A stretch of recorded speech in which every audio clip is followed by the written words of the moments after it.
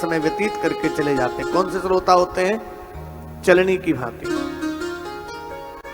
तीसरे नंबर, मैं नहीं कह रहा, उपनिषदकार कह रहे, मुच्चालिनी महिष हंस सुका स्वभाव, मार्जार काक मशिकौथ जलोक तुल्य, सचित्र कुंभ पशु सर्प शिलोपिमाना, स्त्रावका भुवि चतुर्था भवंती। तीसरे नंबर का श्रोता होता है राजेश जी, जिसको कहते भैंस, महिष की तरह। भैंस का लक्षण ये है कि भैंस जब घर से निकलती तो कहां जाती? बोले तालाब में, बड़ी मस्ती में बैठती है। लेकिन जब तालाब से निकलने लगती है तो पूरे देह में कीचड़ लपेटती है, मड़िया मारती है। कब तक बैठी रहती है वो भैंस तालाब में? कितना भी डंडा मारो नहीं निकले। कब तक बैठी रहती है? जब तक उसको तृप्ति ना मिल जाए। ऐसे कथा पंडाल में आकर के बहुत ऐसे श्रोता होंगे जैसे स्वयं तृप्त होंगे, अगल बगल वाले कहेंगे चल जाओ, देर हो गई। तो अगल बगल अगर कोई मन से सुन रहा होगा उसको भी नहीं सुनने देंगे। कौन से श्रोता हुए वो? भैंस की तरह। चौथे नंबर का श्रोता होता है, अब हम शीशा रख दे रहे हैं, शीशा सामने रख दिया जाए, आप जैसे चेहरा आपका होगा वैसे नहीं दिखाई देगा। अब हम रख दे रहे हैं शीशा आपके सामने, अब उसमें कौन कैसा श्रोता होगा अपने आप जान के समझ जाएगा। चौथे नंबर का श्रोता होता है जिसे कहते हैं हंस की तरह। हंस का क्या लक्षण? हमारा दूध और पानी मिलाकर हंस को दे दिया जाए तो ये मानते हैं कि दूध और पानी मिलाकर दिया जाए तो हंस दूध दूध पी जाता है और पानी पानी छोड़ देता है। हमने तो नहीं देखा, लेकिन हमारे पूर्वजों ने अनुभव करके जो लिखा शास्त्रों में, दूध और पानी मिलाकर के दिया, दूध दूध हंस ने पी लिया और पानी पानी छोड़ दी। इतना पारखी जो हो वो श्रोता कौन सा? महाराज हंस की भांति। और भी श्रोता है, कथाक्रम में बताएंगे, लेकिन एक 9वें नंबर का श्रोता बता दें। 9वें नंबर का एक श्रोता होता है जिसको कहते हैं मशकौध। मशकौध का क्या लक्षण है?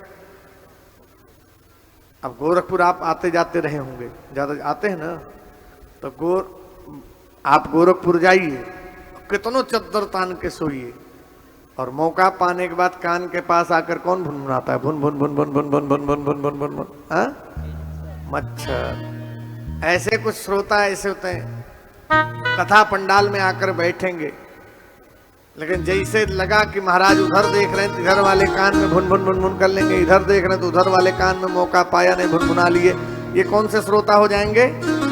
मच्छर की भांति, मशिकौध। हम आप सबको एकाग्रता पूर्वक भागवत जी का आश्रय लेना है। आए भागवत जी के महात्म्य में जो पद्म पुराण से लिया गया है। अच्छा, किसी की महिमा अपने घर में हो तो उसकी महिमा मानी जाएगी क्या? लेकिन भागवत जी की महिमा पद्म पुराण में वर्णित की गई, माने दूसरे घर में।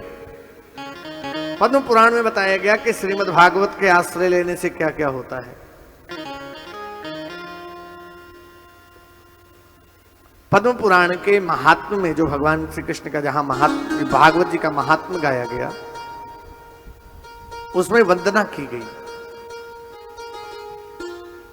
और जिस वंदना को किया गया उसमें पहले तो उसके स्वरूप को बताया, जिसकी वंदना की, फिर उसके स्वभाव को बताया, और फिर उसके सामर्थ्य को भी वर्णित किया कि उसका सामर्थ्य क्या है। बोले स्वरूप क्या है महाराज उस परमात्मा का जिसकी स्तुति की गई इसमें? बोले सच्चिदानंद रूपाय, वो सच्चिदानंद स्वरूप है। बोले कैसे? 3 शब्दों को मिलाकर के बना है सच्चिदानंद, सत्य, चित्त और आनंद। हमारा परमात्मा है कैसा महाराज? बोले सत्य स्वरूप है, दूसरा चैतन्य स्वरूप है, तीसरा आनंद स्वरूप है। अच्छा, हमारा परमात्मा सत्य स्वरूप कैसे है? भगवान श्री कृष्ण गीता में अथवा कहीं स्वयं भी कहा कई जगहों पर, धातुनाम अस्मि कांचनम, मैं धातुओं में क्या हूं? सोना। आप सोने के टुकड़े को लीजिए और सोनार के यहां जाइए, और सुनार के यहाँ जाने के बाद कह दीजिए कि भैया इसका कंगन बना दो, तो कंगन बना देगा। आप उससे कहो कि कान की बाली बना दो, तो बाली बना देगा। आप कहो चैन बना दो, चैन बना देगा। और बनवाने के बाद लाइए उखल में डाल दीजिए, उखली में, और उखली में डालने के बाद कूट डालिए, तो क्या कहेंगे उसे? मिट्टी। समझे भैया? उसे हम आप सब कहेंगे महाराज सोना है, मिट्टी नहीं है। ऐसी जो परमात्मा है ना, वो था, है और रहेगा। इसलिए हमारा परमात्मा है कैसा? बोले महाराज सत्य स्वरूप है। और सत्य की तो महिमा है। सत्येन धार्यते पृथ्वी। वह परमात्मा सत्य स्वरूप जो है वो धरती को धारण करता है। सत्येन तपते रविः। उस परमात्मा की प्रभाव से ही सूर्य अपना प्रकाश दे रहा है। सत्येन वाति वायुश्च। अथवा तो माने वो सत्य स्वरूप परमात्मा वायु के रूप में बह रहा है, अथवा सत्य ही है वो सूर्य नारायण है, वो नारायण जीव संसार को प्रकाशित कर रहा है। सर्वम सत्ये प्रतिष्ठितम। तो हमारा परमात्मा है कैसा महाराज? बोले सत्य स्वरूप है। दूसरा है चित्त। चित्त माने होता क्या? चेतना। चित्त माने होता है प्रकाश। शब्दानाम अनेक अर्था।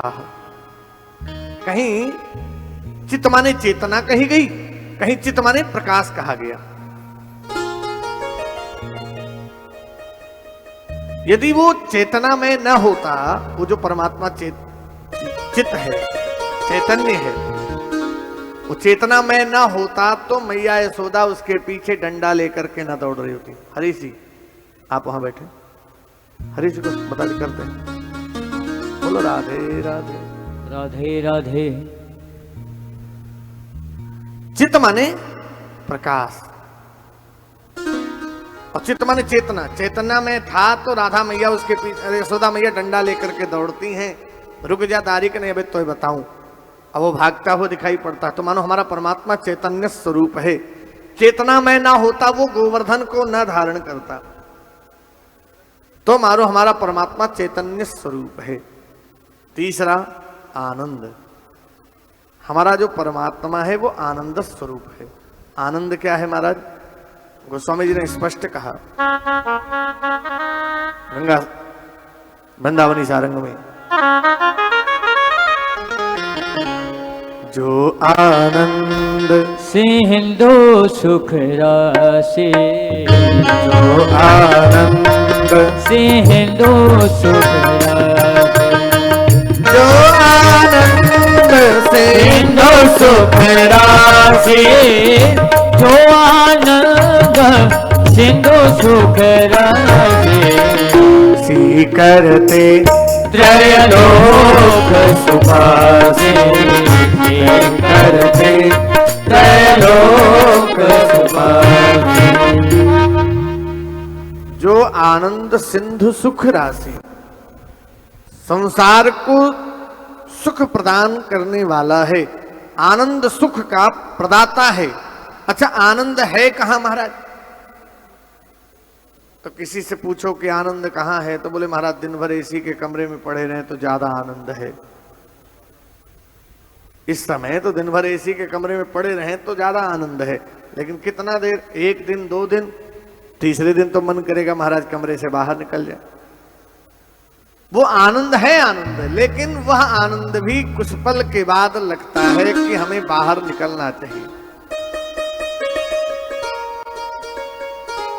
अगर हम कहें महाराज बढ़िया भवन खूब बना ले तो आनंद है, तो एक भवन बन जाए, दूसरा भवन बन जाए, तीसरा भवन बन जाए तो माथा पीटते हैं महाराज कौन देखे। ये भी दिक्कत आती है, देखे कौन? तो वह भी आनंद क्षणिक हो जाता है। अच्छा तो आप नेपाल राष्ट्र में हैं, नेपाल राष्ट्र में हर कोने पे गए होंगे। नेपाल राष्ट्र में कोई ऐसा मकान बताइए जो पूरा सोने का बना हो। भारत में भी बहुत गए हैं, कोई ऐसा मकान दिखा आपको पूरा सोने का बना हो? अच्छा सोने का छोड़िए मकान, दरवाजे पूरे सोने के लगे हों, सोफा पूरा सोने का लगा हो, ये भी नहीं देखने को मिला। अच्छा ये भी छोड़िए, अंदर अंदर पूरा सोना ही सोना भरा हो, बोले वो भी कम दिखने को मिलता है। आप कल्पना करिए, रावण स्वर्णमयी लंका का अधिपति है, स्वर्णमयी लंका का अधिपति, और सामर्थ्य क्या है उसका, जिसके दरबार में ब्रह्मा जी वेद पढ़ाने आते हैं। ब्रह्मन, और जैसे ब्रह्मा जी वेद पढ़ाने आते हैं ना, पढ़ा ही रहे होते हैं, तब तक एक सेवक आया। ब्रह्मन्नथेन सनैः समयः तूष्णीं बहिस्थीयताम्। निकले, ये कोई वेद पढ़ाने का समय है। रावण के दरबार में ब्रह्मा जी को एक सेवक डांट रहा है, ये कोई वेद पढ़ाने का समय, चलो हटो यहां से। तो पीछे से बृहस्पति जी आ गए, उन्होंने कान में धीरे से कानाफूसी की, क्या बात है, क्यों डांट रहा है आपको? बृहस्पति, नई शाम सभा वज्र जड़मते मूर्ख कहीं के, ये इंद्र की सभा समझ रखी है क्या? ये महाराज रावण की सभा है, चलो हटो यहां से। एक सेवक ब्रह्मा जी को डांट दिया, और साथ साथ में डांट किसको रहा? देवगुरु बृहस्पति जो ज्ञानियों में श्रेष्ठ है। इतने पर रुका नहीं, तुम्बर आ गए और तुम्बरों ने अलाप मारी, और जैसे तुम्बरों ने अलाप भरी, बंद करो अपनी अलाप, अलापम अलम तुम्बरो। नारद जी आ गए, और नारद जी ने आकर के वीणा बजा दी, और जैसे वीणा बजाई नारद जी ने, हे नारद बंद कर अपनी वीणा, यहां वीणा बजाने का समय है क्या? आप कल्पना करिए राजेश जी, कौन व्यवस्था में लगी हो तो लोग, अरे बदियम बतियाल हो भी एक घंटा हो। बोलो राधे राधे राधे राधे। अलापम अलम तुम्बरो, तुम्बरों को डांटा, नारद जी को डांटा, लेकिन नारद जी से रहा नहीं गया। अरे भैया डांट क्यों रहे हो सबको? जानते क्या कहा? सीतारल्लक भल्ल भग्न हृदय स्वस्थान लंकेश्वर। महाराज रावण अभी सीता जी का हरण करके लौटे हैं और वो विश्राम कर रहे हैं। ऐसे स्थिति में उनके विश्राम में बाधा मत बनो, हटो यहां से। अब आप कल्पना करिए, जिसके दरबार में ये स्थिति थी, उस रावण के पास भी पत्रकार लोग पहुंच गए, और जैसे पत्रकार लोग पहुंचे, अपनी अपना माइक लगा दिया, बोले महाराज एक बात बताओ, आपको आनंद कहां मिलता है? तो जानते क्या कहा? मेरे आनंद को खोजना है ना तो मेरा शिवतांडव उठा लो।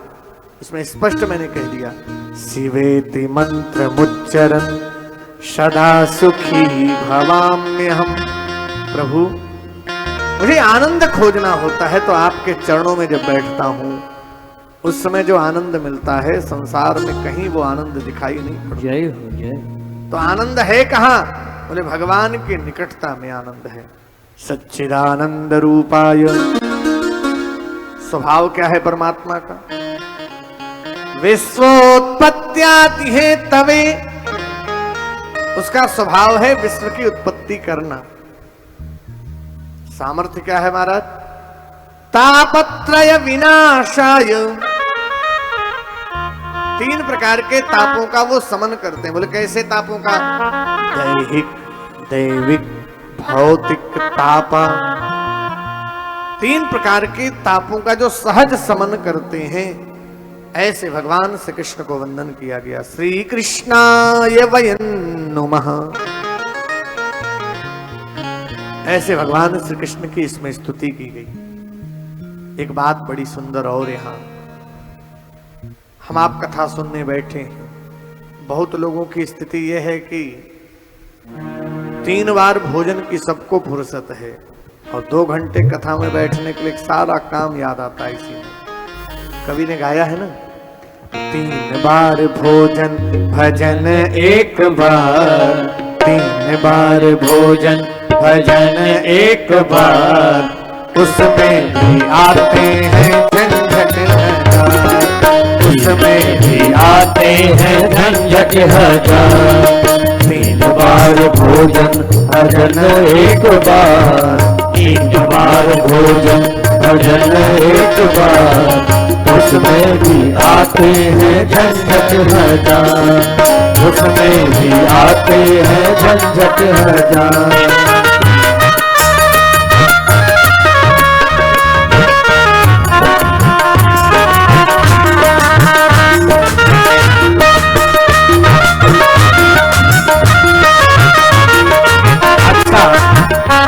खाओगे नहीं तब तक आपको भी सुख नहीं मिलेगा। ठीक उस प्रकार से जैसे डॉक्टर के यहाँ हम जाएं और आपके दुकान पे मेडिकल स्टोर है, आपको इस वाले मकान पे, और आप अपने दवाई की दुकान थोड़ा मान लो कोई दवाई लेनी हो, जाके दवाइयां ऐसे देखिए तो ठीक हो जाएंगे क्या? दवाई को लेने के बाद फिर ऐसे देखिए तो भी ठीक हो जाएंगे क्या? उसको लेकर खाना पड़ता है। तो आप जब तक गाएंगे नहीं तब तक कहें महाराज सुख नहीं मिला तो कैसे सुख मिलेगा? साथ में गाइए ना सभी। 3 बार भोजन भजन एक बार, 3 बार भोजन भजन एक बार, उसमें भी आते हैं झंझट हजार, उसमें भी आते हैं झंझट हजार। 3 बार भोजन भजन एक बार, 3 बार भोजन भजन एक बार, उसमें भी आते हैं झंझट हजार, उसमें भी आते हैं झंझट हजार।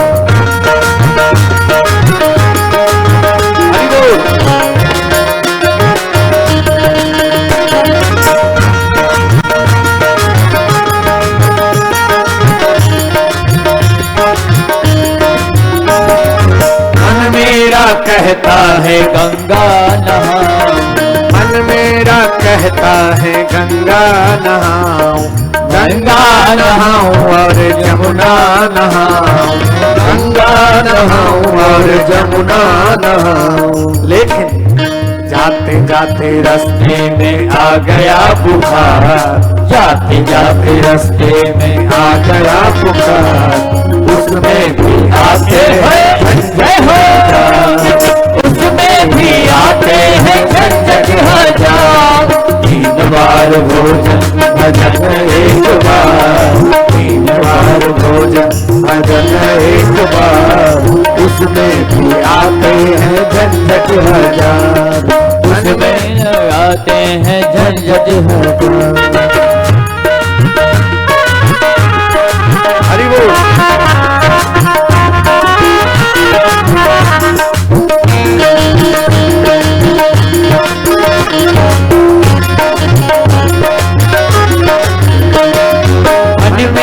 कहता है माला जपवाऊं, मन मेरा कहता है माला जप आऊं, माला जप आऊं थोड़ा सुमिरन कर आऊं, माला जप आऊं थोड़ा सुमिरन कर आऊं। लेकिन जपते जपते माला में आ गए रिश्तेदार, जपते जपते माला में आ गए रिश्तेदार, उसमें भी आते हैं झंझट हजार, उसमें भी आते हैं झंझट हजार। 3 बार भोजन भजन एक बार, 3 बार भोजन भजन एक बार, उसमें भी आते हैं झंझट हजार, उसमें भी आते हैं झंझट हजार।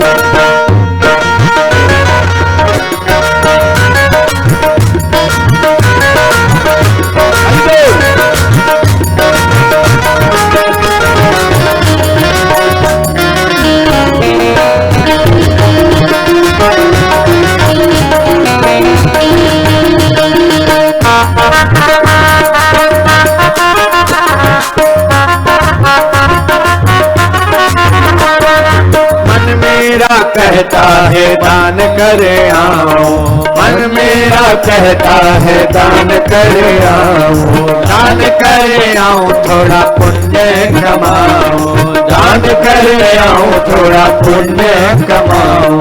लेकिन महंगाई है ज्यादा, बड़ा है परिवार। महंगाई है ज्यादा और बड़ा है परिवार, उसमें भी उसमें भी आते हैं झंझट हजार। एक बार भोजन भजन एक बार, एक बार भोजन एक बार, उसमें भी आते हैं झंझट हजार, उसमें भी आते हैं झंझट हजार।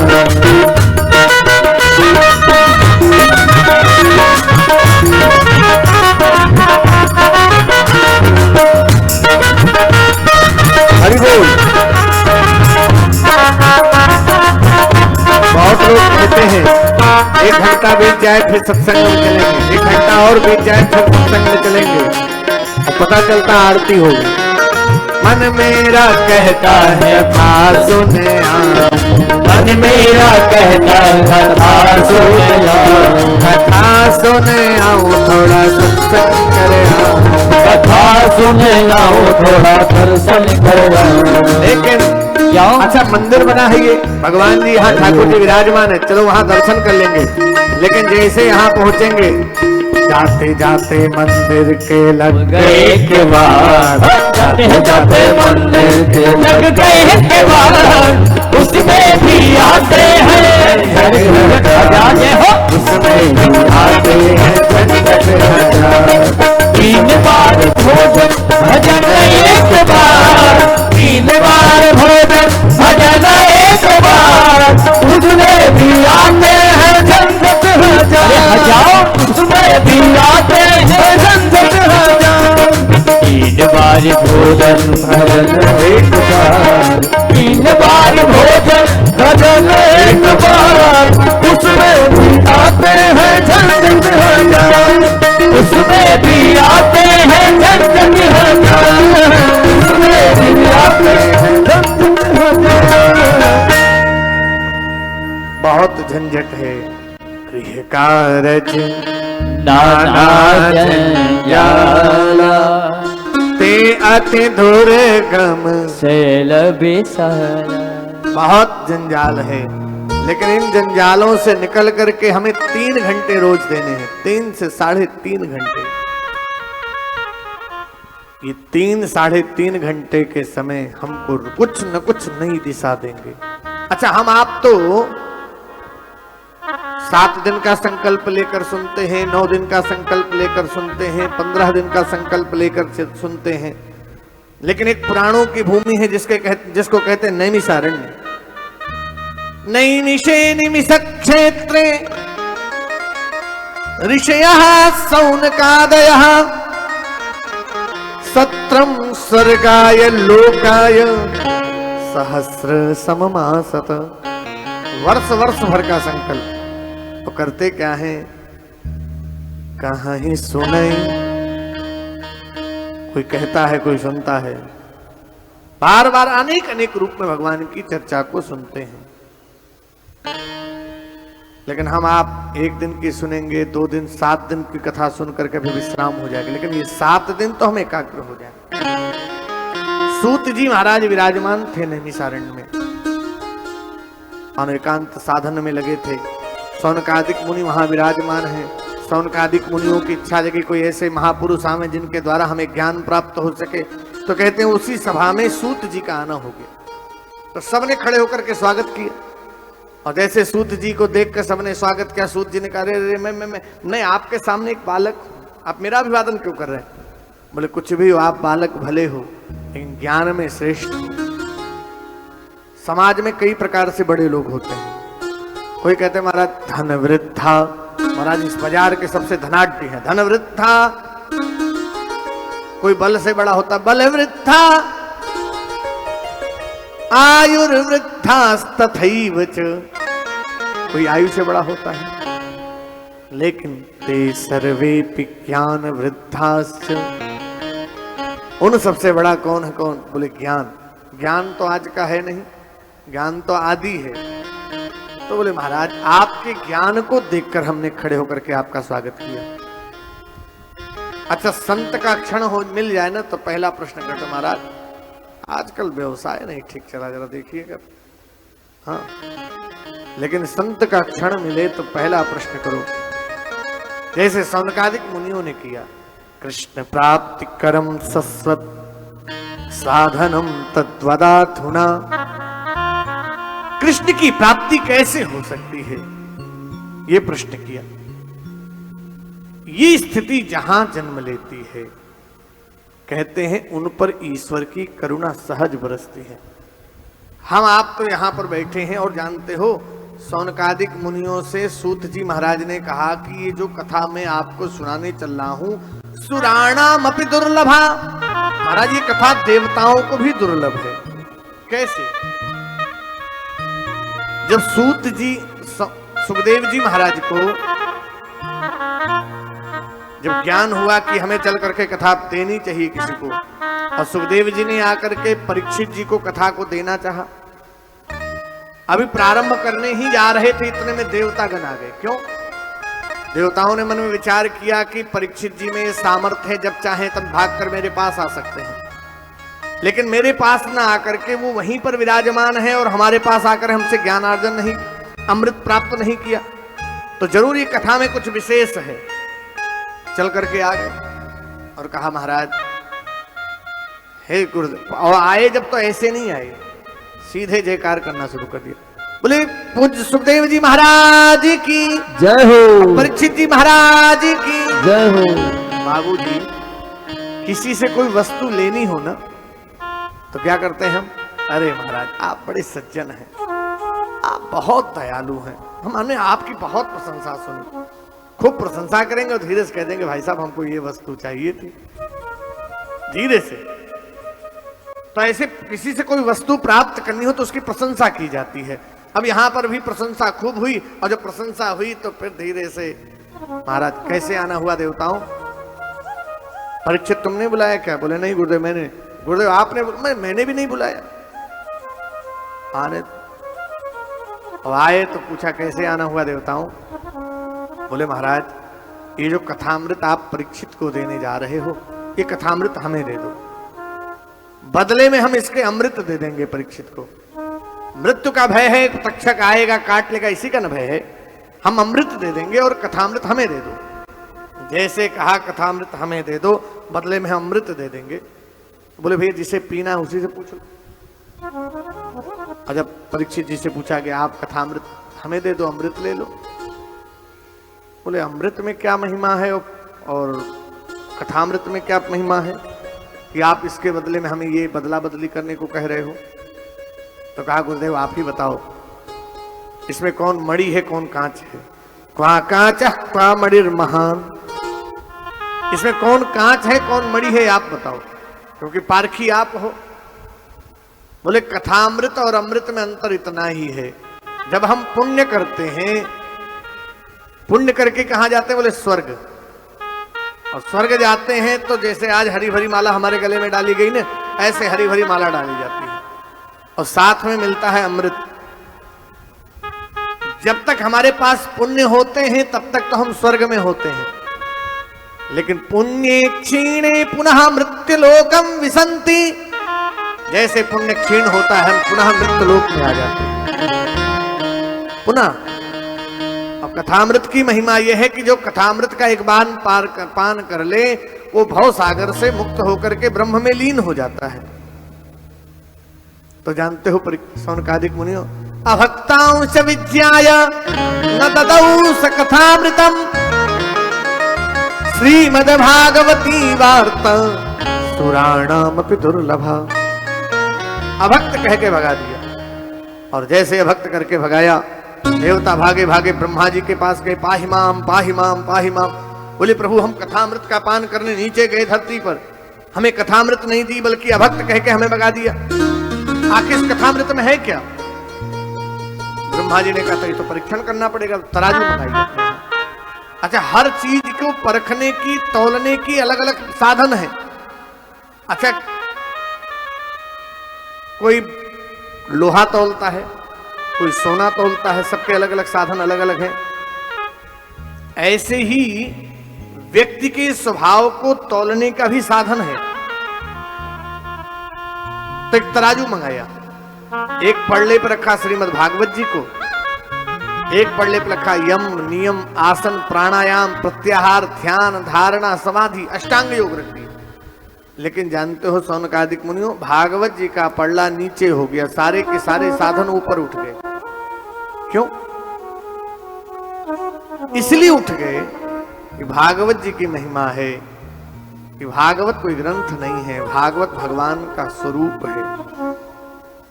श्रीमद् भागवताख्योयम प्रत्यक्षः कृष्ण एव ही। भगवान श्री कृष्ण का वांगमय स्वरूप है श्रीमद् भागवत जी। पूज्य गुरुदेव भगवान कहते हैं, अरे तोरे लोग आपन कल्याण कई लिए हो, लड़कन का सुना ही दो बतियात हो, दोनों परानी दोनों बहन हो कहा दोनों जने।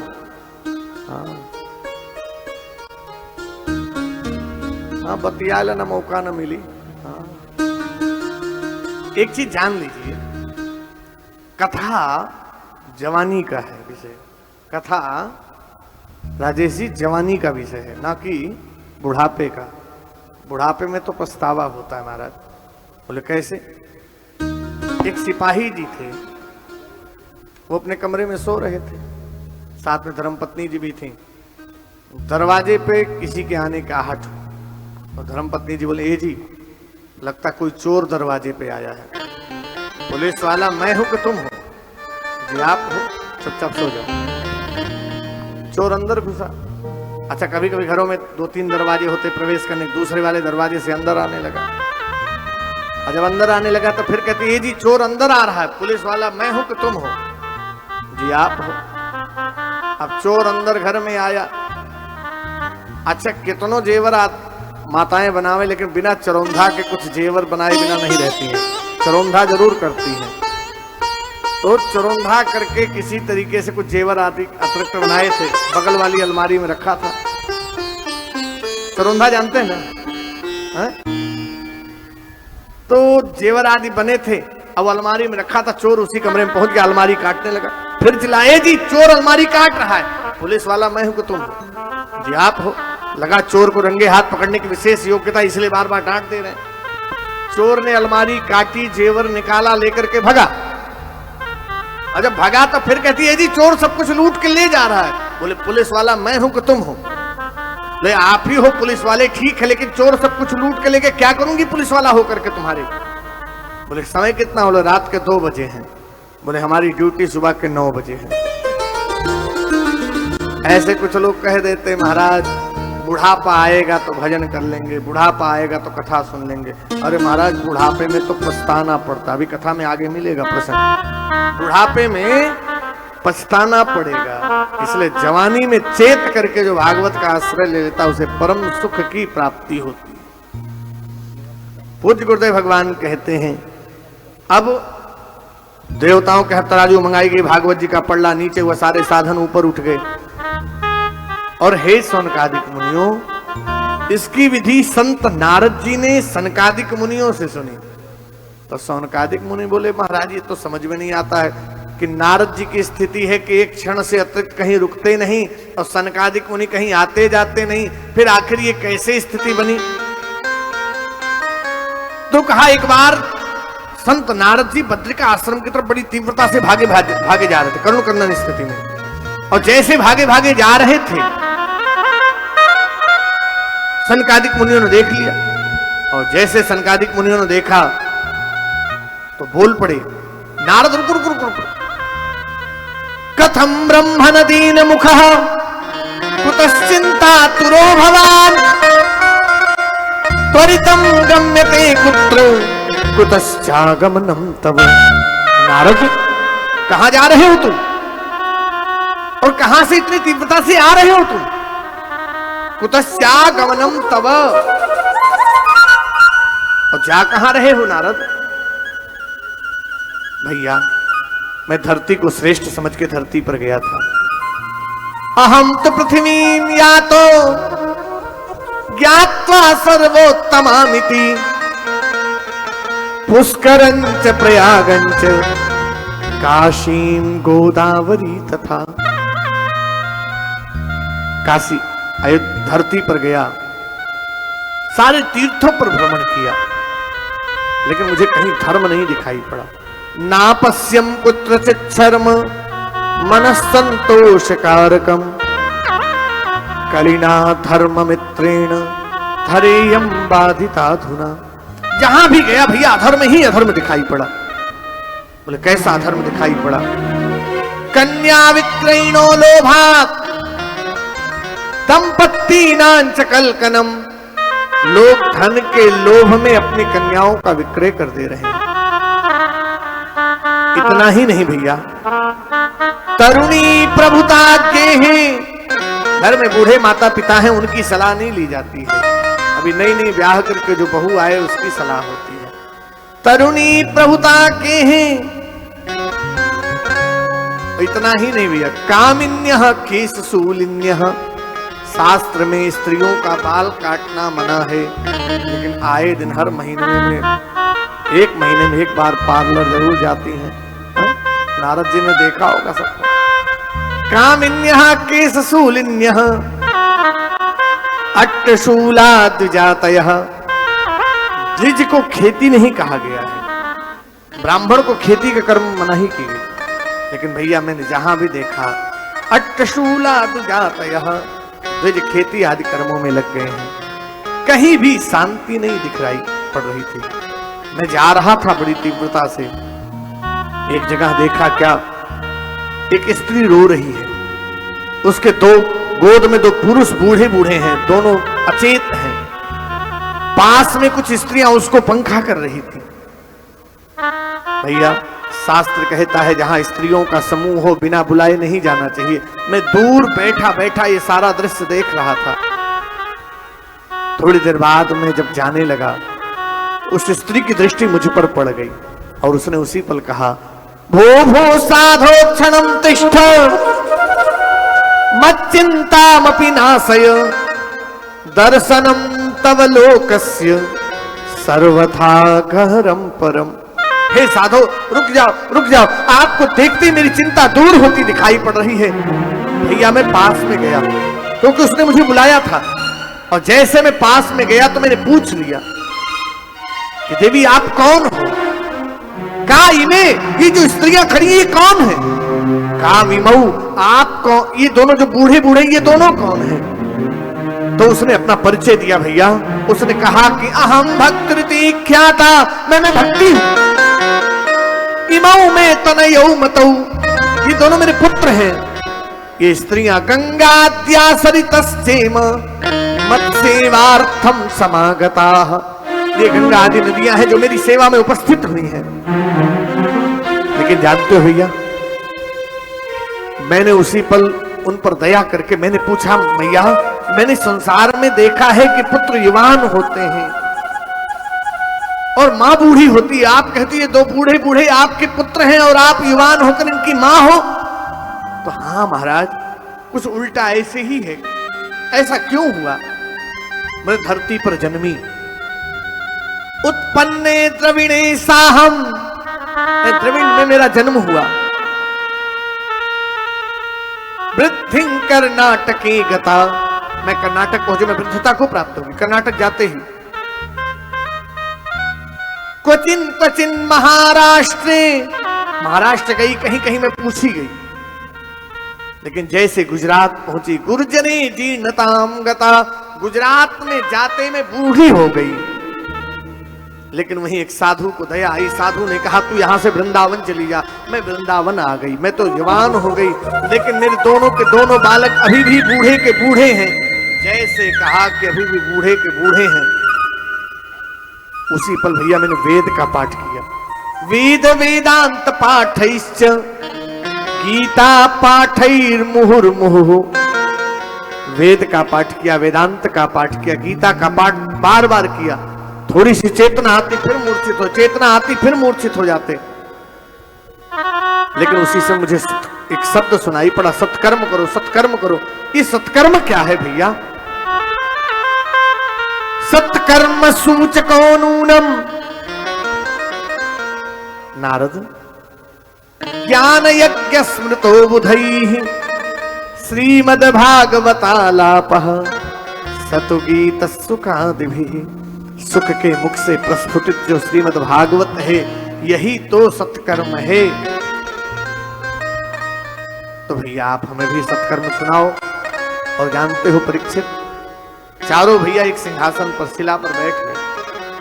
संत नारद जी ने उसी पल 3 आसन जमीन पर लगा दिया। एक आसन अपने भी ले लाया। ज्ञान वैराग्य भक्ति को आवाहित किया, आकर के बैठो, और स्वयं आसन पर बैठ गए। अच्छा, बहुत लोग सोचते हैं कि निमंत्रण आए तो हम जाएं, बिना निमंत्रण के नहीं आना चाहते। लेकिन संत नारद जी ने किसी को निमंत्रण नहीं दिया।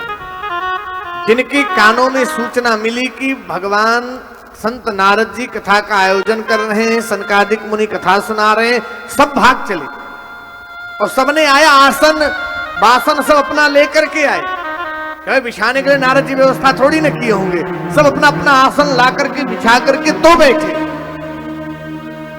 और उसी पल संत नारद जी ने उनसे जिज्ञासा कर ली। बोले, महाराज, श्रीमद् भागवत कथा से किनका कल्याण होता है?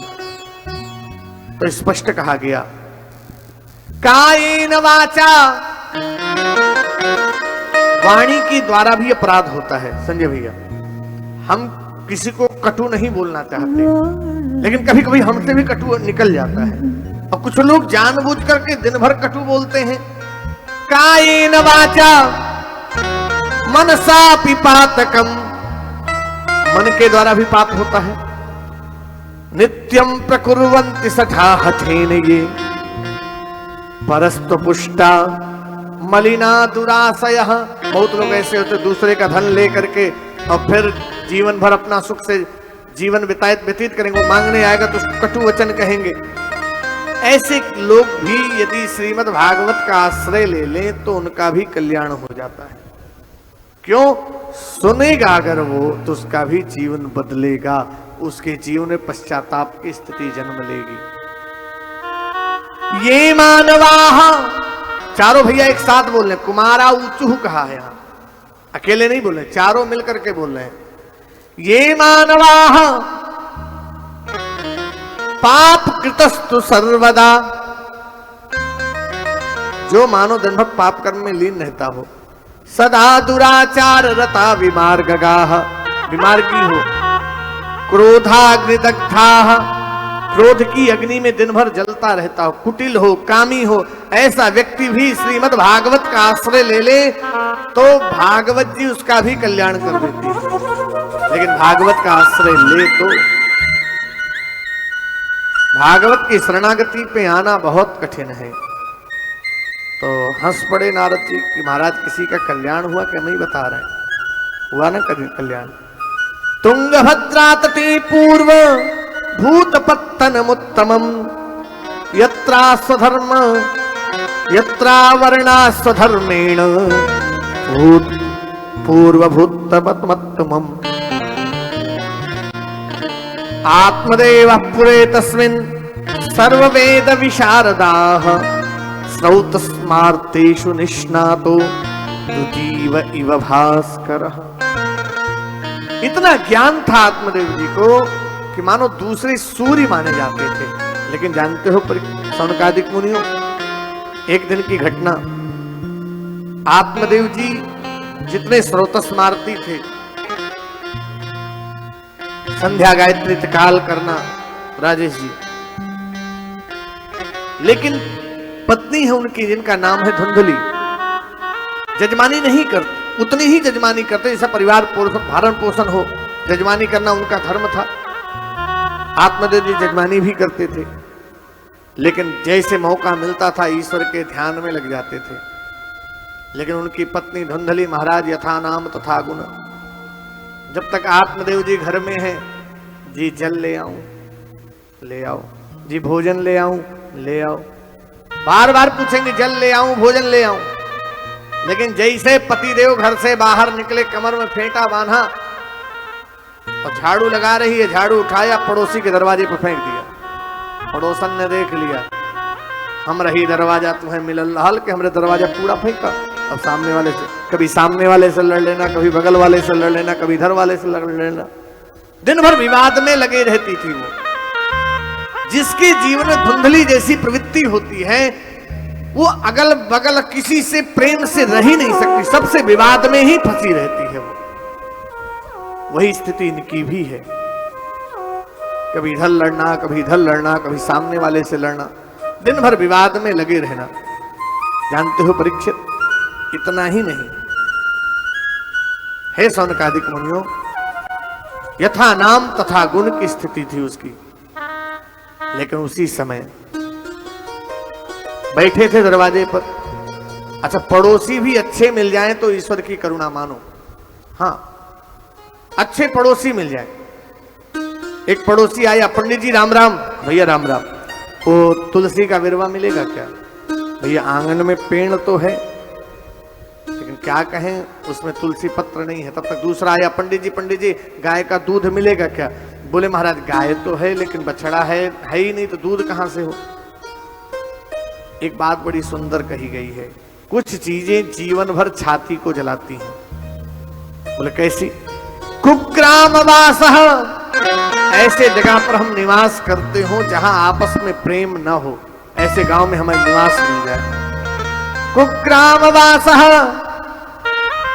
कुलहीन सेवा, इतना ही नहीं, कुभोजनम, कुछ चीजें छाती को हमेशा जलाती हैं। ऐसे गांव में वास मिल जाए जहां लोग आपसी प्रेम में न रहते हो, स्वाभाविक छाती जलती है आदमी की, दिन भर चिंतन में परेशान रहता है। कुभोजनम, अच्छा अपच्य भोजन कर लीजिए, दिन भर एसिडिटी बनाए रहेगा, छाती को जलाएगा ही जलाएगा। क्रोधमुखी च भार्या, क्रोध करने वाली पत्नी मिल जाए, दिन भर क्रोध करती हो तो महाराज जीवन भर छाती को जलाएगी। मूर्खश्च पुत्रो, बेटा मूर्ख हो जाए तो जीवन भर छाती को जलाता है। विधवा च कन्या, और अपनी बेटी अपने सामने विधवा हो जाए तो पूरे जीवन भर छाती को जलाती है। ये कुछ चीजें सहज बिना अग्नि के छाती को जलाती हैं। तो महाराज बड़े दुखी थे आत्मदेव जी, घर से निकल पड़े, अब मैं अपने जीवन का अंत कर दूंगा। और जैसे घर से निकल करके अपने जीवन का अंत करने का मन बनाया, पूज्य गुरुदेव भगवान कहते हैं उसी समय एक साधु आए, नदी के किनारे बैठे थे। 1 दिन हुआ, 2 दिन हुआ, 3 दिन हुआ, अब संकल्प है मैं इसी पल अपने जीवन का अंत कर दूंगा। और जैसे जीवन का मन बनाया, जीवन के अंत करने का, तीसरे दिन ये स्थिति थी, इतने में एक संत आ गए। क्या बात है? कथम रोदि सविप्रत्वम काते चिंता बलीयसी वदत्वम सत्वरम मह्यम स्वस्य दुःखस्य कारणम। आज पहला दिन जो है ना, इसमें निद्रा महारानी भी कृपा करेंगी। हाँ, पूछो क्यों? सवेरे 5 बजे उठे हैं, है कि नहीं? जल्दी जल्दी व्यवस्था में लगे हैं, कलश यात्रा में गए हैं, आने के बाद दिन भर पूजा में भी रहे हैं, सोने को नहीं मिला, है ना? बोले सोने वालों की जय, सोने वालों की ही जय क्यों करे? बोले बतियाने वालों की जय। वह देखा पीछे बैठ के दिखाओ थी महाराज, वह देखो सोवत है, तो अपने तो बतियाए में लागी हो। बोलो राधे राधे राधे राधे। हरि भजले, हरि भजले, हरि भजने का मौका है। हरि भजले, हरि भजले, हरि भजले का मौका है। हरि भजले, हरि भजले, हरि भजने का मौका है। हरि भजले, हरि भजले, हरि भजले का मौका है। हरि भजले, हरि भजले, हरि भजने का मौका है। हरि भजले, हरि भजले, हरि भजले का मौका है। अभी भज ले, अभी भजने का मौका है, अभी भज ले हरि भज ले, अभी भजने का मौका है। लेकिन कुछ लोग सोचते हैं अभी बत्तियां, अभी बत्तियां, अभी बत्तियाने का मौका है, अभी बतिया, अभी बतिया, अभी बतिया का मौका है। हरि भज ले, हरि भज ले हरि भजने का मौका है, हरि भज ले हरि भज ले, हरि भजने का मौका है। भज ले, हरि भज ले, हरि भजने का मौका है, हरि भज ले हरि भज ले, हरि भजने का मौका है। हरि भज ले, हरि भज ले, हरि भजने का मौका है, हरि भज ले हरि भज ले, हरि भजने का मौका है। अभी भज ले, अभी भज ले, अभी भजने का मौका है।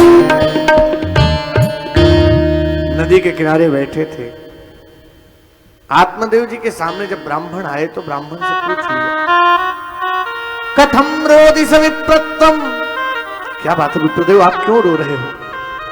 काते चिंता बलियसी, कौन सी चिंता जो आपको खाए जा रही है? वदत्वम सत्वरम मह्यम स्वस्य दुःखस्य कारणम, अपने दुख का कारण हमसे कहो। जैसे कहा अपने दुख का कारण कहो, उसी पल पूज्य गुरुदेव भगवान कहते हैं, ब्राह्मण ने कहा कि महाराज हमारे पितृ हमसे संतुष्ट नहीं है। पाल्यते या मया धेनुः सावंध्या सर्वथा भवेत्, मैंने अपने आंगन में जो गाय पाली उसने अभी तक बछड़ा नहीं दिया। यो मया रोपितो वृक्षाः सो विबंधत्वमाश्रयेत्, जो मैंने आंगन में वृक्ष लगाए ना उसमें फल आते हैं ना पत्र आते हैं, मैं करूं तो करूं क्या? लोग कहते हैं कि मेरे संतान नहीं है। साधु ने कहा क्या करोगे संतान को लेकर के? संतान तो सगर के भी थी। संतते सकरो दुख मवापांगम पुरा तथा, संतान तो अंग की भी थी, अंग की संतान वेन हुई, दुष्ट प्रवृत्ति का हो गया। सगर के 60,000 पुत्र हुए, जल करके भस्म हो गए। ऐसे पुत्रों को लेकर क्या करोगे तुम, जो जीवन भर छाती को जलावे? अरे भगवान पुत्र मानना ही है ना, तो कृष्ण को पुत्र मान लो, नारायण को पुत्र मानो। अनन्य ममता विष्णु, ममता करनी है तो विष्णु में करो। ममता प्रेम संगता भाव स एव सांध्रात्मा बुधै प्रेमा निगत्यते। प्रेम करना है तो नारायण से करो, भक्ति करनी है तो नारायण की करो। देखिए महाराज, हमें ये बातें मत उपदेश करिए। हमें वरदान देना है तो पुत्र प्राप्ति का वरदान, और नहीं इसी पल अपने जीवन का अंत कर दूंगा। साधु को दया आई तो साधु ने एक फल उठाया और फल उठा करके दे दिया। कहा ले जा, ले जाकर अपनी पत्नी को दे देना और कह देना खा ले, इसको संतान हो जाएगी। संत की प्रसादी को लिया, लेकर के चले, लेकिन जैसे ला करके अपनी पत्नी को फल दिया, कहा इसे खा लो, तुम्हें गर्भ हो जाएगा। देखिए कथा में और पूजन में यदि हमारी श्रद्धा नहीं है तो हमें फल नहीं मिल सकता। अश्रद्धया हुतम दत्तम तपस्तप्तम कृतम जयम असदत्युच्यते पार्थ न च तत्प्रेत्य नो इह। गीता में स्पष्ट कह दिया गया, अश्रद्धया हुतम दत्तम, यदि हमारे जीवन में श्रद्धा है तो हमें फल की प्राप्ति कभी नहीं हो सकती। आज जैसे फल दिया, कहा खा लो, स्वयं तो चले गए। जजवानी ने कहा था संत ने अपने सामने ले जाकर के अपनी पत्नी को खिला देना। एक बात यहां बड़ी स्पष्ट है संजय जी, स्पष्ट कह दिया गोस्वामी जी के शब्दों में, मातु पिता गुरु प्रभु के बानी, विनहि विचार करहि शुभ जानी। माता पिता गुरु प्रभु इनके वचन विचार नहीं करना चाहिए। माँ यदि कोई आज्ञा दे तो उसका अक्षरशः पालन करो, पिता कोई आज्ञा दे उसका अक्षरशः पालन करो। महाभारत की घटना याद आती है। महाभारत का युद्ध चल रहा था संजय जी, दुर्योधन की तरफ की सारे सेनापति मारे जा चुके थे, अब अकेला बचा, राजा है, सेनापति सब समाप्त है, बिना सेनापति के युद्ध कैसे लड़े। तो ध्यान करने लगा मेरा सेनापति कोई तो शीर्ष होना चाहिए। तो ध्यान आया कि भीष्म पितामह बाणों की सैया पर हैं, उनको इच्छा मृत्यु का वरदान प्राप्त है। यदि मैं उनसे जाकर के विनती कर लूं, कह दूं अपने बाणों को निकाल कर फेंक दें, और वो यदि युद्ध के मैदान में आ जाएंगे तो मैं युद्ध को जीत लूंगा। पहले शाम युद्ध की एक मर्यादा होती थी, सुबह सूर्योदय में युद्ध प्रारंभ होता था, शाम को सूर्यास्त होते होते युद्ध विश्राम होता था। सुबह सूर्योदय में युद्ध प्रारंभ, सूर्यास्त में युद्ध विश्राम। भागा भागा सायंकालीन वेला में पितामह के पास गया, पितामह पितामह आओ दुर्योधन, कैसे आना हुआ? पितामह मैं इस युद्ध को जीतना चाहता हूं, और मैं तभी जीत सकता हूं जब आप अपने बाणों को निकाल कर फेंक कर युद्ध के मैदान में आ जाएं, युद्ध को जीत जाऊंगा। उसी पल कहा, देखो मेरी युद्ध से विरक्ति हो चुकी है, मेरी युद्ध में आसक्ति नहीं है, लेकिन जैसा मैं कहूं यदि तुम उसका पालन कर लो तुम युद्ध को जीत जाओगे। क्या करना होगा? चले जाओ युधिष्ठिर महाराज के पास। युधिष्ठिर महाराज, अरे वो मेरे शत्रु हैं, मैं उनके पास जाऊं? बोले हाँ जा, और जो वो कहें वो पालन कर लेना, युद्ध को जीत जाएगा। पहले युद्ध की मर्यादा होती थी, एक भाई कौरवों की सेना में था, एक भाई पांडवों की सेना में था, दोनों दिन भर एक दूसरे के सामने युद्ध के मैदान में होते थे। लेकिन शाम को बैठते कहते, भैया आओ हम दोनों बैठ करके अंतिम बार भोजन कर लें, पता नहीं कल कौन सा बाण आए हमारे सीने को भेदते हमारी मृत्यु हो जाए, आओ अंतिम बार बैठकर हम दोनों भोजन तो कर लें। उस समय जानते हो परीक्षित, जब ऐसी स्थिति उत्पन्न होती थी, शाम को भागे भागे युधिष्ठिर के कक्ष में पहुंचा दुर्योधन। भैया भैया, अरे अरे आओ दुर्योधन, बैठो बैठो, आसन दिया। कैसे आना हुआ? भैया मैं इस युद्ध को जीतना चाहता हूं, लेकिन कैसे जीतूं इस युद्ध को? जैसे कहा युद्ध को जीतना चाहता हूं, कैसे जीतूं? मैं बताऊं? अरे मैं तेरा शत्रु हूं। नहीं नहीं भैया, पितामह ने कहा है कि आप सत्यवादी हो, सत्य का संग करते हो, आप जो कहोगे मैं भी उसका पालन करूंगा, युद्ध को जीत जाऊंगा। तो सुनो, चले जाओ अपने मां गांधारी के पास और उससे कह देना अपनी आंखों की पट्टी हटाकर तुम्हें देख ले, पूरा शरीर तुम्हारा वज्र का बन जाएगा, फिर संसार की कोई शक्ति तुम्हें मार नहीं सकेगी। चल पड़ा और जैसे मां मां मां करता हुआ भागा भागा जा रहा था। दुर्योधन जब जन्मा था तो गधे के समान रेखना शुरू कर दिया था, चिल्लाना शुरू कर दिया था। विद्वानों ने धृतराष्ट्र से जाकर कहा, महाराज इसका त्याग कर दो। क्यों? नहीं त्यागोगे तो इस एक पुत्र के कारण पूरे वंश का विनाश हो जाएगा। लेकिन धृतराष्ट्र जी मोह में पड़ गए। मां गांधारी ने कहा, मैं अपने बेटे का त्याग करती हूं, लेकिन स्पष्ट है, मोह सकल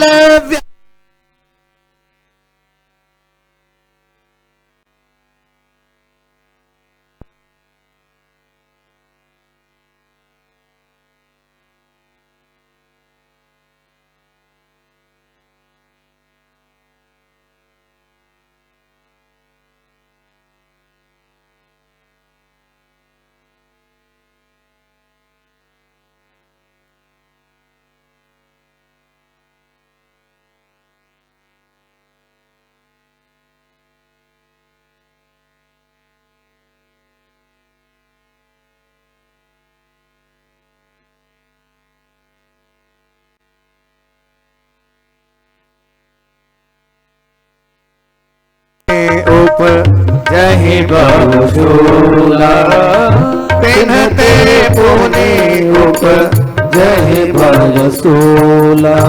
मोहांध हो गए, नहीं नहीं, किसी का नुकसान हो, किसी की हानि हो, किसी का जीवन समापन हो जाए, उससे हमें पीड़ा नहीं है। मैं अपने पुत्र का त्याग नहीं करूंगा। लेकिन गांधारी ने कहा कि जहां राष्ट्र की रक्षा की बात आती है वहां मैं अपने पुत्र का त्याग करती हूं। लेकिन जानते हो परीक्षित, जब ये बड़ा हुआ, 7 साल की अवस्था थी, अपने मां के पास जाता, मां मां मां कहता हुआ, पकड़ लिया शकुनी ने मार के। कहां जा रहा है? अपनी मां के पास। कौन सी मां? जिसने तुझे बाल्यावस्था में मारने की मनसा बनाई हो, तुझे मां कहता? चला यहां से। उस दिन से लेकर के आज तक कभी अपने मां के पास नहीं गया था। लेकिन आज जैसे भैया युधिष्ठिर ने कहा, भागा भागा, मां मां मां कहता हुआ जा रहा है।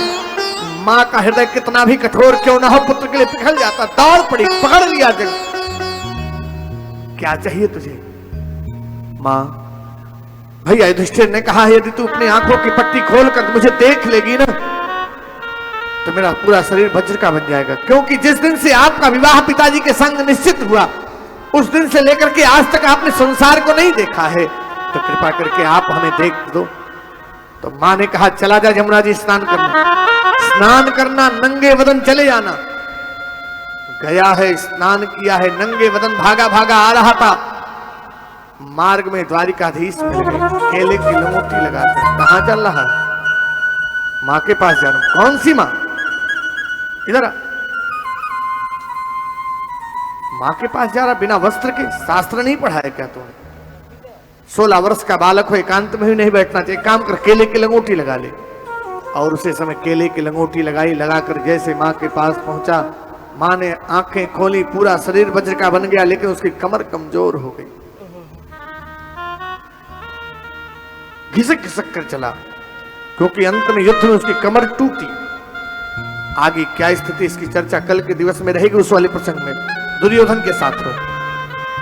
यहां जो हमारे जीवन की सीख मिलती है, मातु पिता गुरु प्रभु के बानी, मातु पिता गुरु प्रभु के बानी, वे नहीं विचार करहि शुभ जानी, वे नहीं विचार करहि शुभ जानी।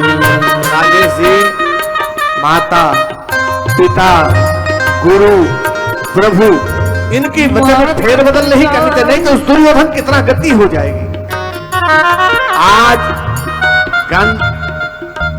इस धुंधली ने भी अपराध कर दिया। संत ने प्रसाद, आत्मदेव जी के भी द्वारा अपराध हुआ। संत ने कहा था अपने सामने ले जाकर पत्नी को खिला देना, फल दिया। अभी पुत्र करने लगे, मैं खाऊंगी तो गर्भ होगा, गर्भ कहीं टेढ़ा हो गया तो दुख होगा, क्या करूं मैं इसको? तो उसी समय उसकी बहन आ गई। बहन को अपनी सारी बातें बताई। बहन, ये फल मिला है, इसको खाऊंगी तो मुझे गर्भ होगा, मैं गर्भ को धारण करना नहीं चाहती, क्योंकि मैं गर्भ धारण करूंगी तो मैं कुछ खा नहीं पाऊंगी, कुछ पी नहीं पाऊंगी, मंदिर वाले कमरे में रहूंगी, मेरी ननद आ जाएगी, बाहर के कमरे सब ढो ढो करके सारी संपत्ति अपने ससुराल भेज देगी। अनेक प्रकार के कुतर्क हैं उसके। तो बहन ने कहा, काम करो, इस फल को आंगन में जो गाय है उसको खिला दो, परीक्षा हो जाएगी।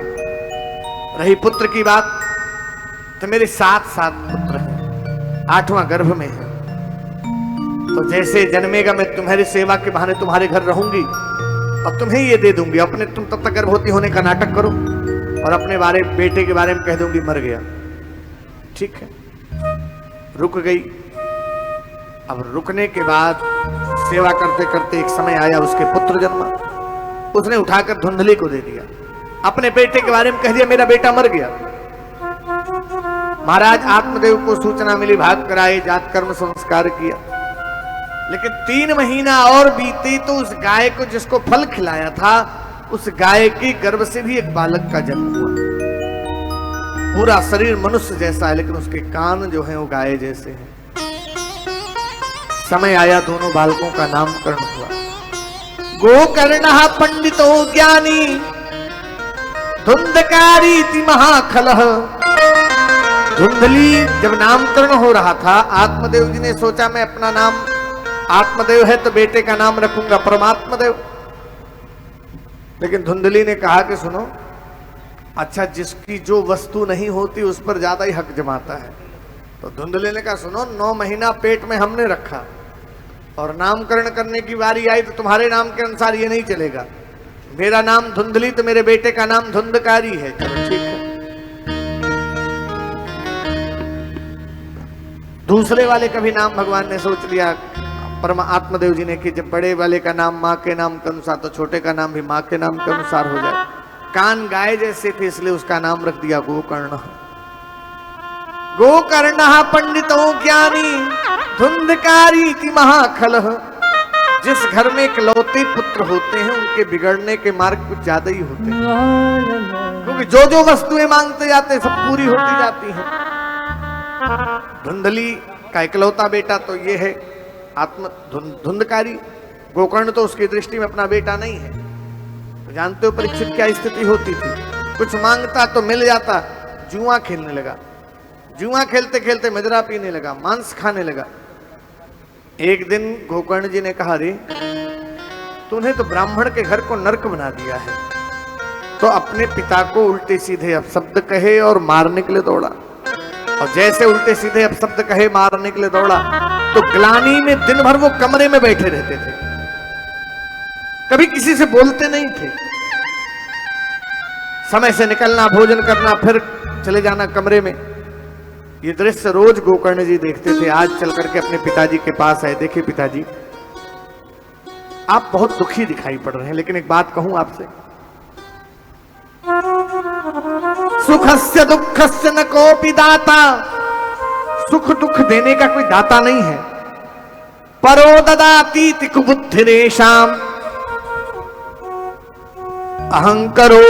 अहंकरोमिति वृथाभिमानः स्वकर्म सूत्रो ग्रथितो हि लोकः। हम अहंकार में डूबे रहते हैं कि हम अपने बल पर हमने सारी सुख संपदा प्राप्त की, तो कोई किसी के सुख और दुख का दाता नहीं है पिताजी। न चेन्द्र सुखम किंचिन। अगर हम कहें इंद्र को सुख है तो इंद्र को भी सुख नहीं है। न सुखम चक्रवर्तिनः। चक्रवर्ती सम्राट को भी सुख नहीं है पिताजी। सुखमस्ति विरक्तस्य मुनेरेकांत जीविनः। पिताजी अगर सुख की बात करते हैं तो सुख तो एक जगह है, एकांत सेवन में। और इतना ही नहीं, अपने पिताजी से उसी पल कहा, धर्मम भजस्व सततम। राजेश जी, वह पिता बड़भागी हो जाता है जिसका बेटा यह कहे, पिताजी आप कथा सुनो, भजन करो, रही आपकी व्यवस्थाओं की चिंता तो मैं करूंगा।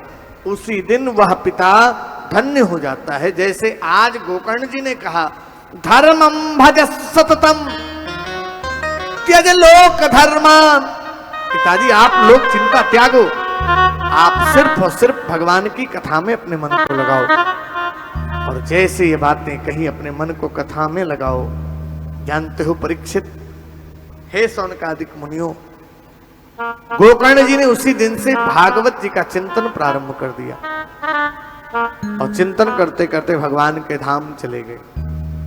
लेकिन उसी दिन कुछ दिन बीतने के बाद धुंधली के पास आया बेटा वो धुंधकारी, और धुंधकारी आया तो धुंधकारी ने कहा, सुनो कहां रखा है पिताजी ने धन को छिपाकर? तूने तो सब कुछ लुटा दिया, अब कहां से लाऊं धन? तो अपने मां को ही मारने दौड़ा। और जैसे मां को मारने दौड़ा उसी दिन उसी ग्लानि में उसकी मां ने कुएं में कूद करके आत्महत्या कर ली। और जैसे ही कुएं में कूद करके आत्महत्या की, धुंधकारी तो अपने मन का हो गया।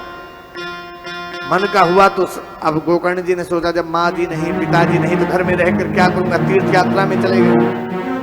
तो धुंधकारी ने 5 स्त्रियों को घर में रख लिया, चोरी करने लगा, डकैती डालने लगा। चोरी करता, डकैती डालता, एक आध बार पकड़ा गया तो दंडित भी हुआ। एक दिन बहुत बड़ी डकैती की तो जो स्त्रियां थी उन्होंने विचार किया, अगर ये पकड़े जाएंगे तो इसके संग हम बहुत बड़े दंड के भागीदार होंगे, तो क्या करें हम? तो इस बार रात में जब वो लौटा धुंधकारी तो सबने किया क्या, धुंधकारी के गले में लगा लिया फंद और उसके गले को दबाने लगे। और जब गले को दबाने लगे फिर भी मर नहीं रहा धुंधकारी, तो आग के अंगारों को उठाया और धुंधकारी के मुख में भर दिया। तड़प कर मरा धुंधकारी, और तड़प कर मरने के बाद प्रेत बना। और इतना बड़ा प्रेत बना कि विशाल स्वरूप है, लेकिन उसका जो मुख था वो सुई की नोक की बराबर मुख है। समय बीतता गया। एक दिन धुंधकारी गोकर्ण जी तीर्थ यात्रा करके लौटे, तो जब तीर्थ यात्रा से लौटे सोचा कि चल करके गांव में विश्राम करूं, लेकिन सोचा गांव वालों को जगाऊंगा, गांव वाले मेरे स्वागत में लग जाएंगे, जो मेरे पिताजी का घर है वहीं विश्राम करूंगा। और जैसे आकर के अपने पिताजी के घर में विश्राम करने लगे, एक व्यक्ति आया, घोड़े की तरह हिनहिना कर भाग गया। कभी सिंह की तरह दहाड़ के भाग जाता, कभी हिनहिनाता, कभी मियाता। कौन है तू? सामने अपने स्वरूप में आ, नहीं इसी पल तुझे जला करके भस्म कर दूंगा। जैसे कहा जला करके भस्म कर दूंगा, धुंधकारी को लगा मैं भैया के द्वारा आज ही भस्म हो जाऊंगा। हाथ जोड़कर सामने खड़ा हो गया, बोल नहीं पा रहा है, तो करुणा करके जैसे जल की छींटें मारी तो बोला, अहम भ्राता तुदीयोस्मि धुंधकारी नामतः स्वकीयेव नैव दोषेण ब्रह्मत्वं नाशितं मया। भैया मैं आपका भाई धुंधकारी। जैसे कहा धुंधकारी, भैया आपकी मुक्ति नहीं हुई क्या? भैया आप 100 गया श्राद्ध कराओ, फिर भी मेरी मुक्ति नहीं हो सकती। गया श्राद्धम सतेनापि, 100 गया श्राद्ध कर दो, लेकिन आपके जैसा भाई हो और एक भाई नरक में पड़ा रहे, कहां से चलेगा? तो मैंने गया में पिंडदान किया, पिशाच मोचन में भी पिंडदान किया, फिर भी मुक्ति क्यों नहीं हुई? इसके पीछे कारण है। अच्छा एक बात बताइए, आप नेपाल से भारत में जब फोन लगाते हैं तो कोड क्या लगाते हैं? हाँ बाबूजी,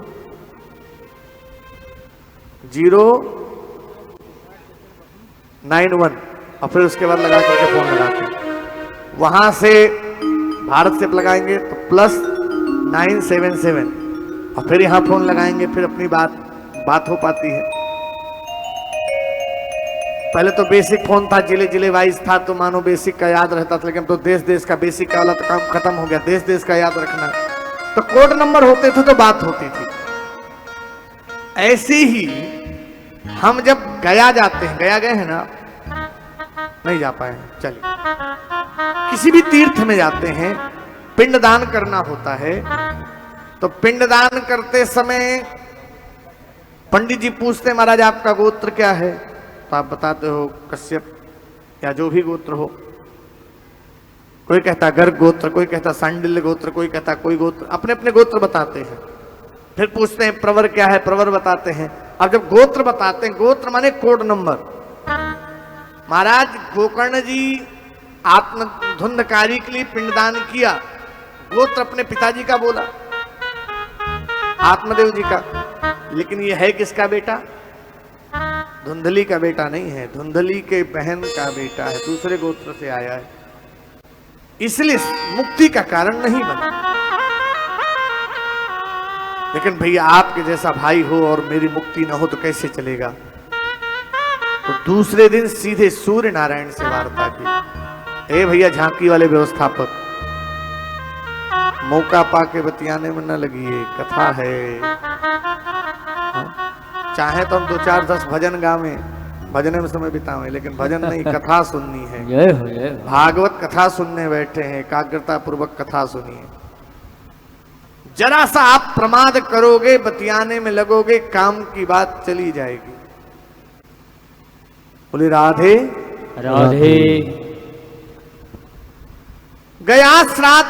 अब दूसरे दिन सूर्य नारायण से सीधे वार्ता की। अच्छा, सबकी अपनी अपनी दृष्टि होती है, सबकी अपनी अपनी बुद्धि होती है।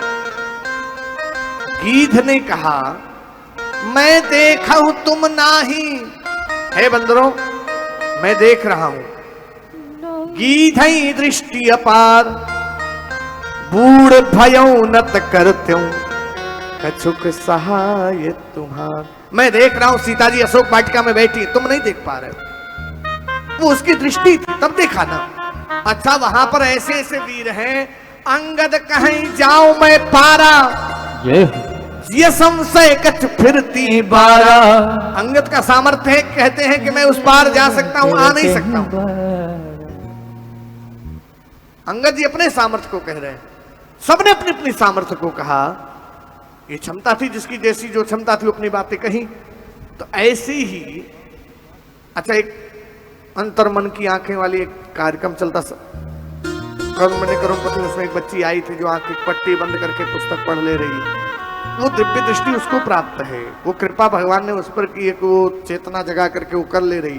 तो ये चेतना जगाने में भी तो साधना करनी पड़ती है, बिना साधना के क्या चेतना जागृत होगी। तो ऐसे दूसरे दिन सीधे सूर्य नारायण से वार्ता की, महाराज मेरे भाई के मुक्ति का उपाय बताइए। तो कहा एक उपाय है, श्रीमद् भागवतान मुक्ति ही सप्ताहम वाचनं कुरु। सप्ताह का आयोजन करो, तुम्हारे भाई की मुक्ति हो जाएगी। गांव के लोग सब एकत्रित हुए और गांव के सभी लोगों ने एकत्रित होकर के, जानते हो परीक्षित, कथा का आयोजन किया। एक सप्तग्रंथी का बांस रखा, धुंधकारी आकर के उसमें बैठ गया। और जैसे धुंधकारी आकर के उसमें बैठा, प्रेत है, हवा है, रुक नहीं सकता था, तो वहीं आके बैठ गया। दौड़ना शुरू, आसन लगा है, वहीं स्थिर है। और कथा प्रारंभ हुई। पहले दिन की कथा का प्रभाव पहली ग्रंथि फटी, दूसरे दिन कथा का प्रभाव दूसरी, तीसरे दिन कथा का प्रभाव तीसरी, चौथे दिन कथा का प्रभाव चौथी, सातवीं ग्रंथि फटी हुई। एक चतुर्भुज रूप धारण के वह पुरुष प्रकट के होके आया। कौन हो तुम? भैया मैं आपका भाई धुंधकारी। भैया आपकी मुक्ति हो गई क्या? हाँ भैया, आज आपकी कृपा बरसी में मुक्त हो गया। लेकिन उसी पल एक विमान उतरने लगा, पीताम्बर वेश धारण किए, चतुर्भुज रूप धारी है, लगा नारायण आगे। बोले नारायण भगवान।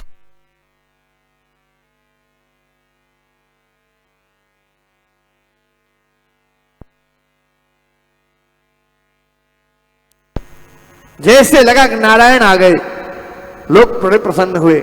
लेकिन जैसे ही पार्षद पास में पहुंचा, प्रभु प्रणाम प्रणाम।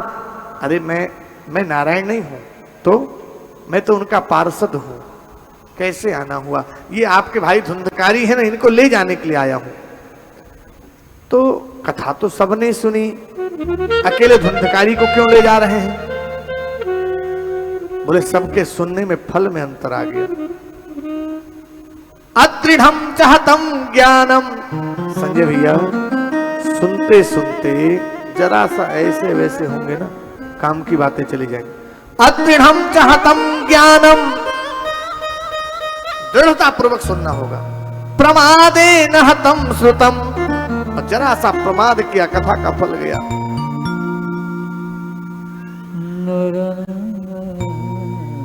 संदिग्धो ही हतो मंत्रो। अच्छा हमें कान में गुरुजी मंत्र देते हैं, अब कान में गुरुजी का मंत्र मिला और हम सोचने लग जाएं मंत्रवा गुरुजी सही देना कि गलत देना। जीवन में वैष्णव जरूर होना चाहिए, भगवान नाम से दीक्षित सबको होना चाहिए।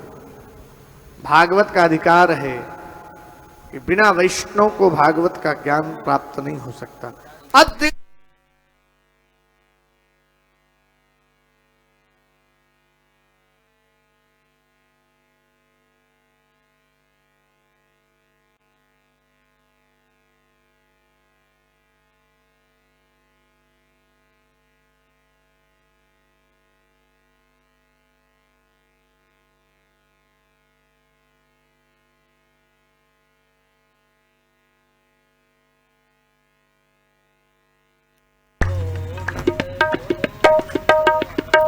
श्री राधे राधे गोविंद गोविंद राधे, श्री राधे राधे गोविंद गोविंद राधे, श्री राधे राधे गोविंद गोविंद राधे, राधे राधे गोविंद गोविंद राधे।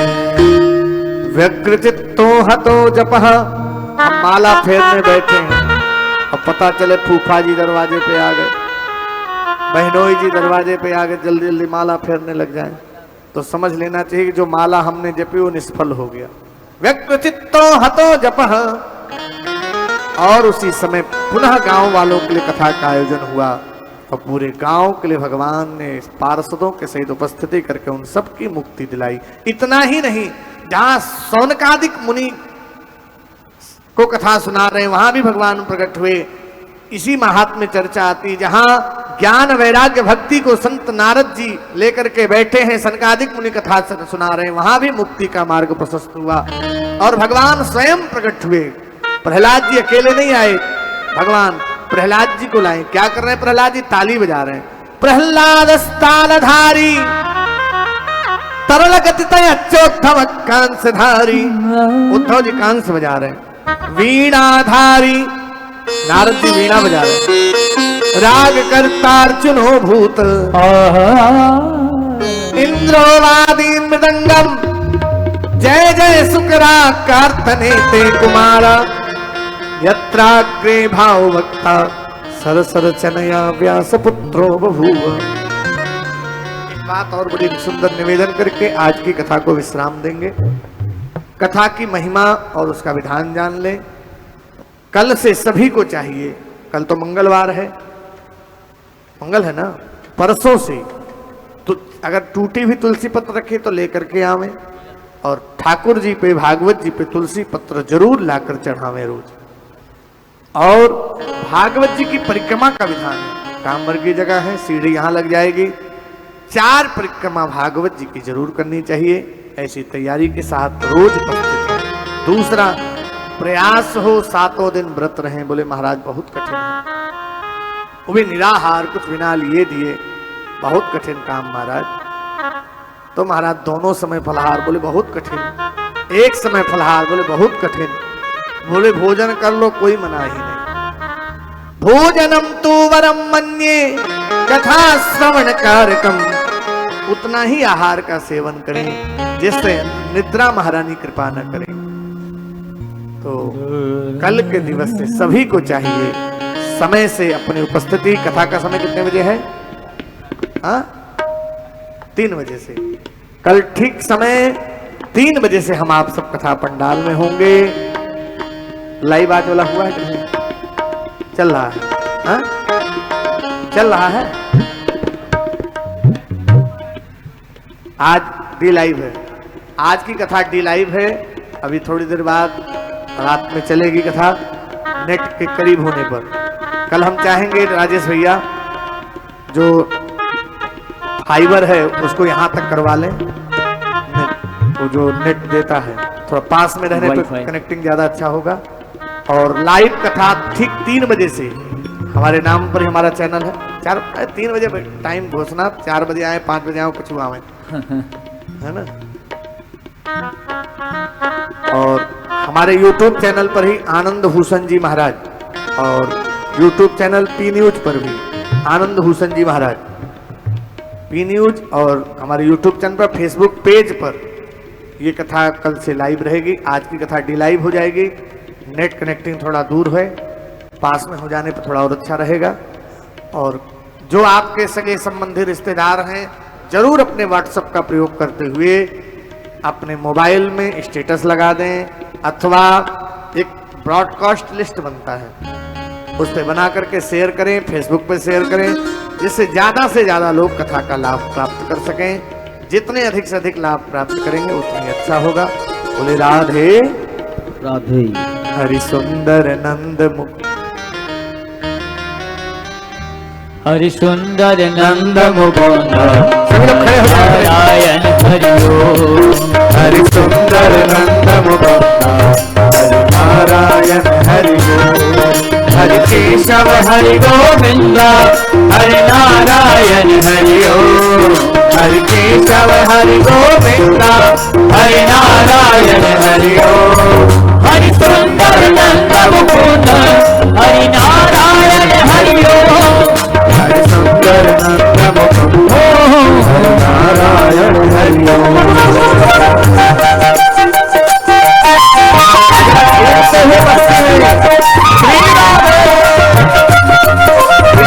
देखे कहे महाराज झूमना चाहिए।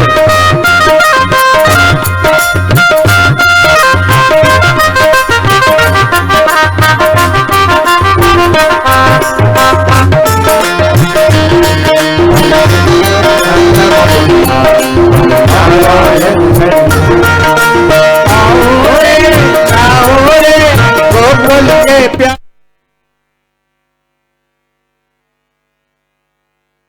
के प्यारे ओ आओ रे नाचो रे हास रचाओ रे, ओ आओ रे नाचो रे हास रचाओ रे।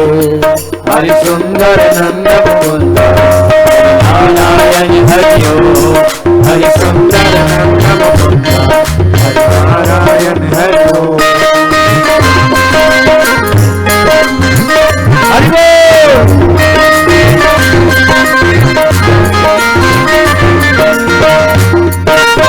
ऐसे मस्ती नहीं आएगी, आप भी आओगे तो कुछ आएगा। सभी लोग आइए।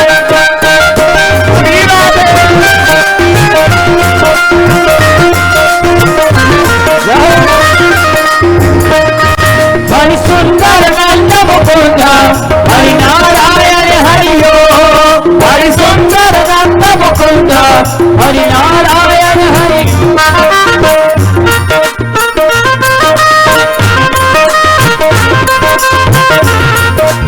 आओ रे नाचो रे गोकुल के प्यारे हो, आओ रे नाचो रे गोकुल के प्यारे। आओ रे नाचो रे हास रचाओ रे, आओ रे नाचो रे हास रचाओ रे। हरि सुंदर नंद मुकुंद हरि नारायण हरिओ, हरि सुंदर नंद मुकुंद हरि नारायण हरिओ। हरि बोल।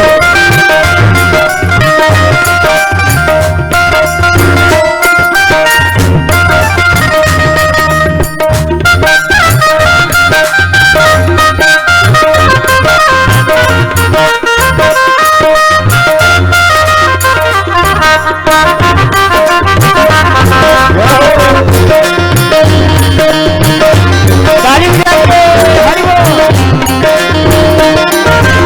आओ रे नाचो रे हास रचाओ रे, आओ रे हरि बोल। नाचो रे हास रचाओ रे, आओ रे नाचो रे हास रचाओ रे, आओ रे नाचो रे हास रचाओ रे।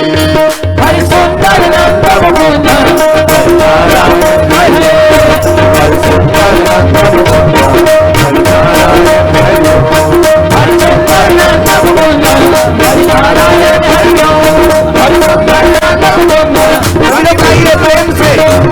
हरि सुंदर नंद मुकुंद हरि नारायण हरिओ, हरि सुंदर नंद मुकुंद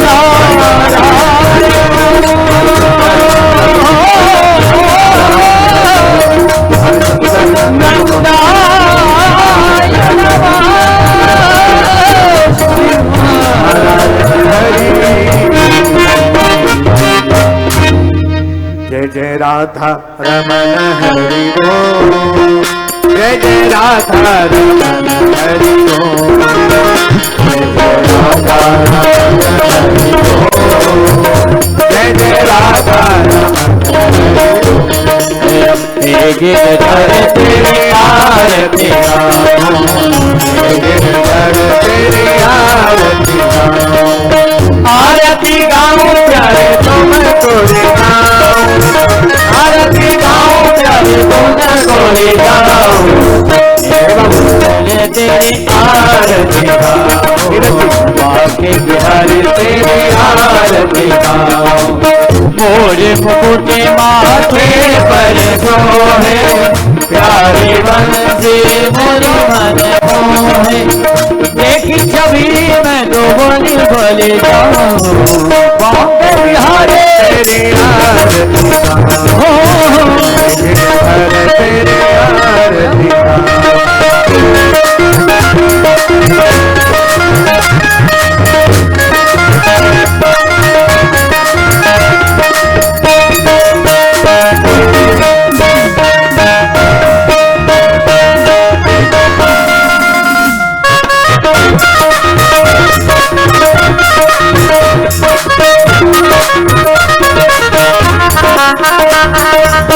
जैनु निकले है गंगा प्यारी, जिसने सारी दुनिया तारी, उन चरणों को मैं शीश झुकाऊं, तेरी आरती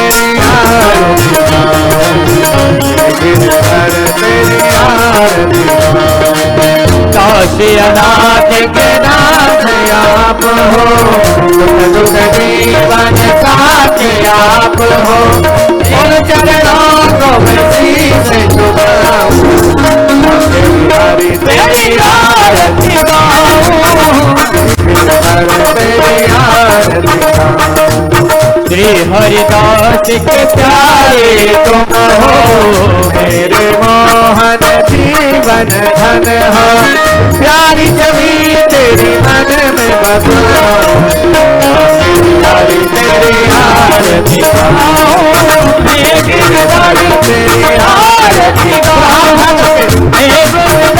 तेरी आरती गाऊं, बाके बिहारी तेरी आरती गाऊं, तेरी आरती गाऊं, तेरी आरती गाऊं, तेरी आरती गाऊं। हरि ओम तदेवाग्निस्तदादित्यस्तदवायुस्तु चन्द्रमाः तदेव शुक्रं तद्ब्रह्मतापसप्रजापतिः देवाभिवन्दनम् आत्माभिवन्दनम् स्वात्माभिवन्दनम् आर्तिग्रहणम् मंत्र पुष्पांजलि।